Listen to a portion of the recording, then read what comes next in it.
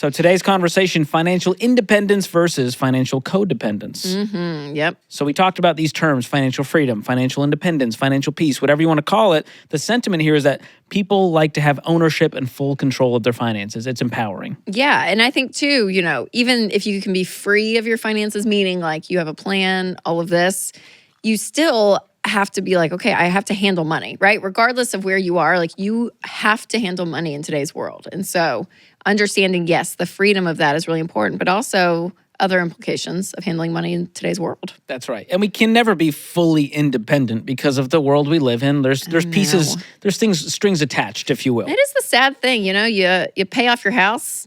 You still got property taxes. You still got to pay taxes. And if you don't pay taxes, they'll put a lien on the house and you don't have that. I mean, like, it's kind of crazy how they kind of still have their strings attached to us, George. Well, then it's like, do I do that or I live off the grid in the woods? Like, is that a life? I don't know. They may be happier. Well, let's talk about the positives of taxes. Okay. There's a few.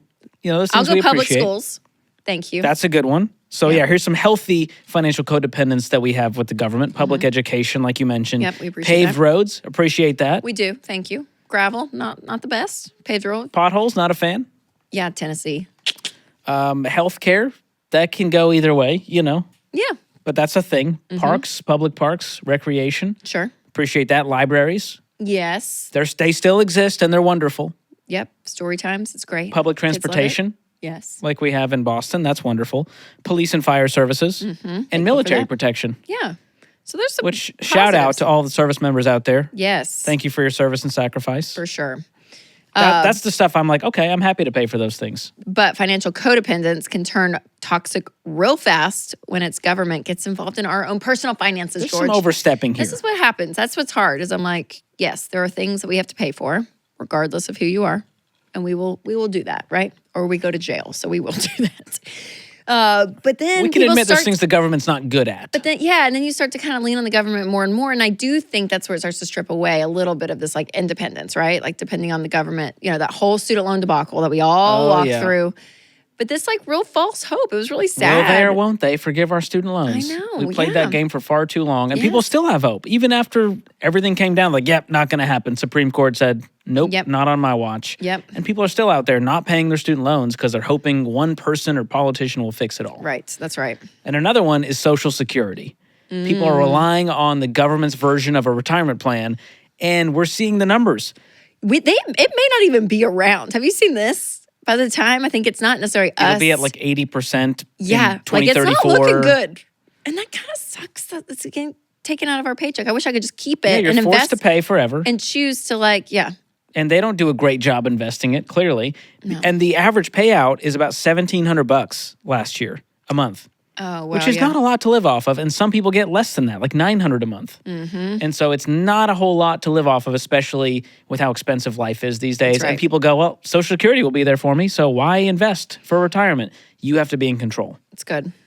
Yeah, but at the end of the day, financial codependence in our personal lives may be the type of codependence that affects us most often. So when you think about comparison culture, for instance, and how that can dictate our financial decisions. That's a version of codependence. So like buying Yeah. a house because all your friends are buying houses. Depending on what everyone is doing, the thing that's going on, what people, it's like you kind of get into this trend, right? Or this life stage, and you start to kind of forfeit a little bit of your decision making, sometimes subconsciously, just because it's kind of the norm. It's what everyone's doing. So you kind of just fall into that bucket. Going into a debt for a flashy car to impress your friends, wasting your money on a designer bag just for the status.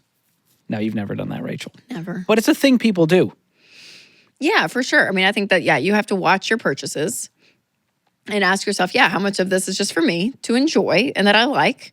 And if this thing is taken away from me, I am still me. I'm good. Like my identity, who I am, my contentment is not so tightly wound into this like lifestyle, right? I mean, Yes. I think it's an important conversation. And even outside of comparisons, another area here, relying on your parents' income too far into adulthood. Yes, I know. This is a tough one. Because I I know. don't want to like hate on the people who live at home because everyone has their reasons and situations. But there's a level where it's like you got to just fly the coop. You got to go be an independent adult and get some mojo and Totally. independence in your life. Yeah, and I do know, I mean, right or wrong, but for sure parents that, kids are like in private school and they pay for that tuition for the family, the grandparents or the The parents help pay for X, Y, and Z. I mean, you know what I mean? There's a lot of parents that I think do reach down and kind of support and help. But at what point Maybe is more. that coddling or enabling? Yeah, exactly. Do you have an age for your kids where you're like, hey, Amelia, Charles, if you're still in the house by this age, like you're out? in the house or Yeah. lifestyle wise stuff? But like financial support, like let's say they've graduated college. What then? Yeah, I mean, I'd say there's a season after college, 6 months, a year, where they're kind of figuring out where do I want to go, right? I feel like that's a fair assumption. But I think what's hard too is the world today. I'm just thinking of one person in my head, and they work really hard. So the idea that the parents do help out in the kid's situation, like they do help.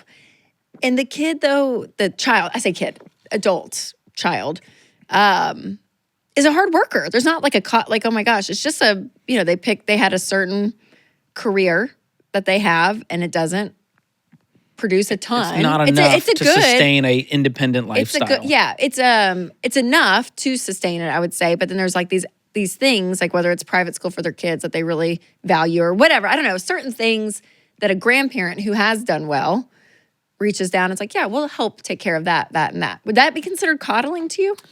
No, I think it depends on the person and their own sense of entitlement and drive. Yes, that's like my thing. It's expected, more of an attitude thing for me, this whole conversation. Do you know what I'm saying?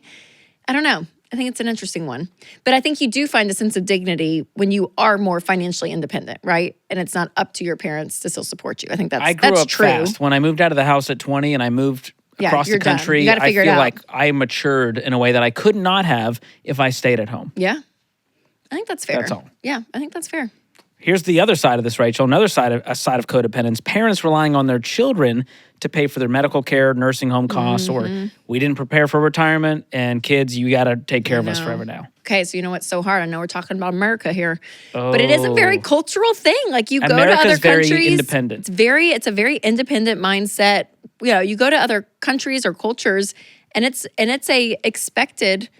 Then as the adult child, then you do take in the parent and you do help, right? The multi-generational. I mean, so I don't know what's right or wrong, and it's probably more about the person than the system or the set of traditions or expectations, but that's real. Yeah, we get those calls on the Ramsey show. Maybe they're from, Asia or India or South America, and it's just sort of this very familial, like we all live together and the parents move in with us and we help take care of them, and there's a beauty in that too. Right. So it's not there's a right or wrong, but if there's an expectation that, hey, I'm not going to prepare it all financially and it's going to be on you guys to pause your financial life to take care of us, there's a toxicity there that I think needs to be addressed. And what's hard is a lot of adult children now, they don't even have their finances together. Like they're barely getting by. They're living paycheck to paycheck.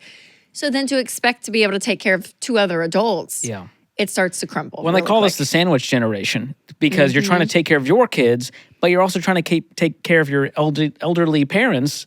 And so now you're stuck financially going, you're bleeding out all the ways. That's George, a tough place to be. This 4th of July episode went a real bummer. Deep, real sad fast. Well, here's some. Should we just give out money and everyone be okay? I'm okay with that if you're willing to donate. Here's another one. We're still on the codependent side. We'll get to the good stuff. Don't worry. But here's the other one. One spouse holds all the financial power. The other gets an allowance. Oh, boo. Boo. She says boo. Stop that. If that is you, y'all stop that. No. I confronted someone about this on my YouTube channel. Good. Won't name names, but it was dark. Because I said, it was about separate bank accounts. And I said, well, what happens when, like, let's say she stays home one day and you guys have kids and she decides, and I said, well, I'll give her an allowance because I'm the bread. And I was like, I don't know that Whitney would let me live if I told her, hey, babe, here's your allowance for the month. As if she's not putting in as much or more. And what's so interesting is that it goes both ways. It's like the man has that to the wife, but then also we'll talk to women that are like, yeah, well, I just tell him what he can, Yeah. And then it becomes she this handles mothering all the finances. and then it becomes this mothering feeling. I don't know. It's just no. Equal people. You all have equal say. Isn't America all about equal? Sure. Equal opportunity? Yes. And same in a marriage. Come on. Let's don't do that. Yeah, I like that. I love the it's the unity. Yep. Unity piece. You want codependence that actually involves the word co? Yeah. A relative asks you or a friend asks you to co-sign a hefty loan because their credit isn't where it should be. Yeah, that's a fun fact. If you need a cosigner, it's because if you need a cosigner, it's because the person trying to buy the thing is not good with money. And the bank at least sees that. It's like, oh, we don't trust that person, so we need to go find someone trustworthy. So then it's you, and then the untrustworthy person ends up missing payments or whatever, and then you're on the hook for it. And we hear those stories. Almost every time on the Ramsey show, someone calls in and says, I co-signed. They're calling in because the person stopped paying, and now they're on the hook, and they're wondering what to do. And sometimes the person that stops paying, they're a good person. It's not like they're evil and trying to scurry out, even though we've heard those stories. But it's like, oh my gosh, they lost their job. Like, stuff happens in life. And they're not prepared, so then it ends up being on you. So don't co-sign. Just say no. Just say no. Put that boundary up and say, love you, bro. But just say no. Was that from Dare back in school? Yeah. Just say no to drugs and co-signing. Yes. I don't know if that's going to... It's not a great tagline. They'll need to workshop that. I think it feels great. All right. This one falls into a similar category of unreliable people. A moocher who never pays you back. That's unfortunate. That's some codependence right there. If you're constantly covering the cost for a friend and they're like, bro, I'll get you. They're not going to Venmo you. I'm sorry. It's not going to happen. And so I don't think friendships should run off of passive-aggressive Venmo requests. That's no way to live. Yeah. No. So I either gift it if I'm cool, if it's just like, hey, man, don't worry about it.